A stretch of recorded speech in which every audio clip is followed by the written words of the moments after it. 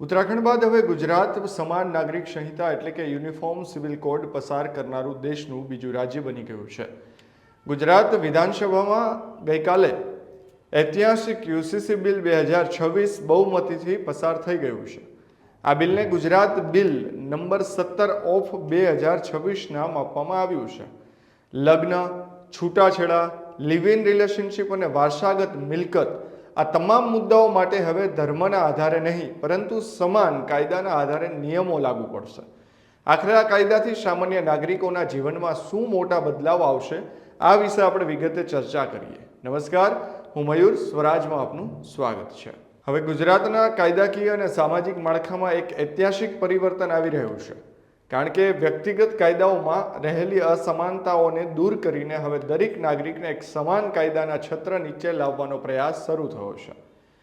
ગુજરાત વિધાનસભામાં રજૂ થયેલા યુસીસી બિલનો મુખ્ય ઉદ્દેશ્ય શું છે તો કે લગ્ન, છૂટાછેડા, વારસો અને લિવ ઇન સંબંધો માટે તમામ ધર્મો માટે એક જ કાયદો લાગુ કરવો. મુખ્યમંત્રી ભૂપેન્દ્ર પટેલ વિધાનસભામાં સ્પષ્ટતા કરી છે કે આ બિલ કોઈ પણ સમાજ કે ધર્મની સંસ્કૃતિને નુકસાન પહોંચાડવા માટે નથી, પરંતુ મહિલાઓને અને બાળકોને સમાન અધિકાર અને ન્યાય અપાવવા માટે છે. આ કાયદા હેઠળ સામાન્ય નાગરિકોના જીવનમાં કેટલા સીધા અને મોટા ફેરફારો થશે તેમની આપણે ચર્ચા કરવી છે.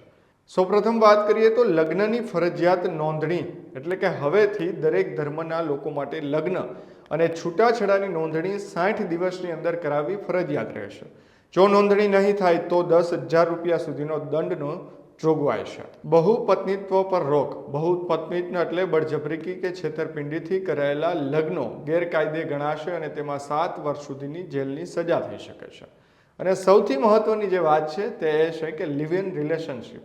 હવે લિવ ઇન રિલેશનશિપમાં રહેતા કપલ્સે પણ રજિસ્ટ્રાર પાસે તેની ફરજિયાત નોંધણી છે તે કરાવવી પડશે. જો સંબંધ પૂરો થાય તો પણ સત્તાવાર જાણ કરવી પડશે.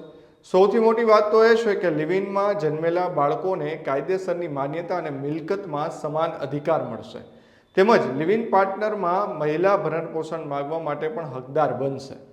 યુસીસી બિલનું સૌથી મોટું ફોકસ જેન્ડર જસ્ટિસ એટલે કે લિંગ સમાનતા પર છે. દીકરાઓ અને દીકરીઓને પૂર્વજોની મિલકતમાં હવે એક સરખો વારસાગત હિસ્સો મળશે.